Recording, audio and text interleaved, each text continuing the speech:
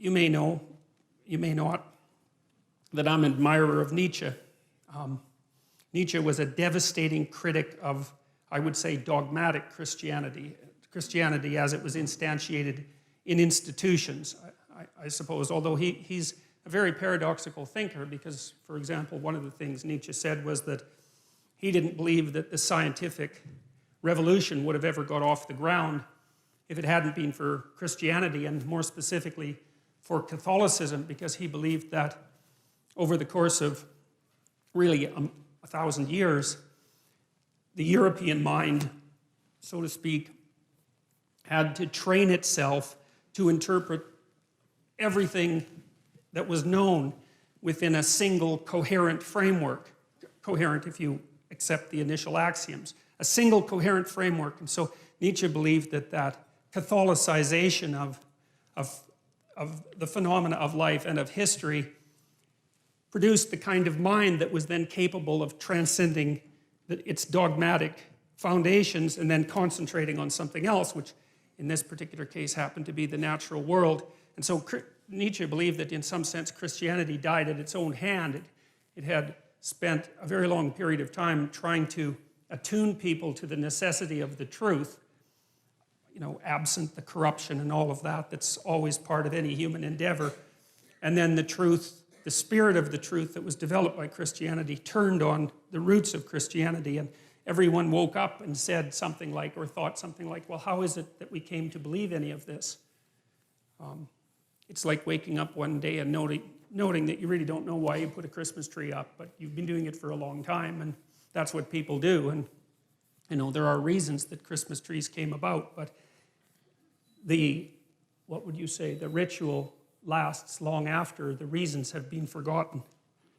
So now Nietzsche, although he was a critic of Christianity and also a champion of its disciplinary capacity, because you see, the other thing that Nietzsche believed was that it was not possible to be free in some sense unless you had been a slave.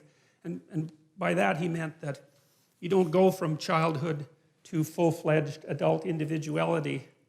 You go from childhood to a state of discipline, which you might think is akin to slavery, to self-imposed slavery. That would be the best scenario, where you have to discipline yourself to become something specific before you might be able to reattain the generality that you had as a child. And he believed that Christianity had played that role for Western civilization. But in the late 1800s, he announced that God was dead. And you often hear of that as something triumphant. But for Nietzsche, it wasn't, because he was too nuanced a thinker to be that simple-minded. See, Nietzsche understood that, and this is something I'm going to try to make clear, is that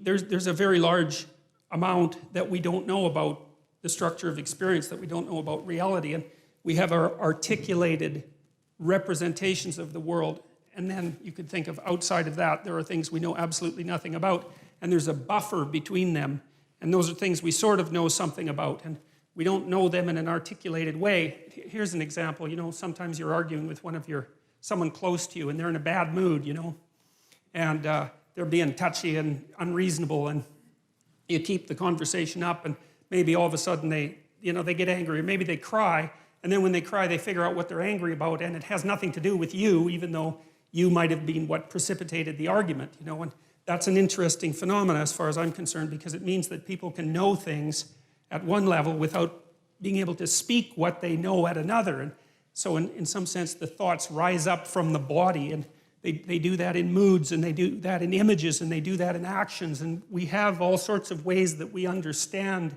before we understand in a fully articulated manner. And so we have this articulated space that we can all discuss, and then outside of that we have something that's more akin to a dream that we're embedded in, and it's an emotional dream that we're embedded in, and that's based at least in part on our actions, and I'll describe that later. And then outside of that is what we don't know anything about at all. And in that dream, that's where the mystics live, and that's where the artists live, and they're the mediators between the absolute unknown and the things we know for sure. And you see, what that means in some sense is what we know is established on a form of knowledge that we don't really understand, and that if those two things are out of sync, so you might say if our articulated knowledge is out of sync with our dream, then we become dissociated internally. We think things we don't act out, and we act out things we don't dream, and that produces a kind of sickness of the spirit, and that sickness of the spirit, its cure is something like an integrated system of belief and representation.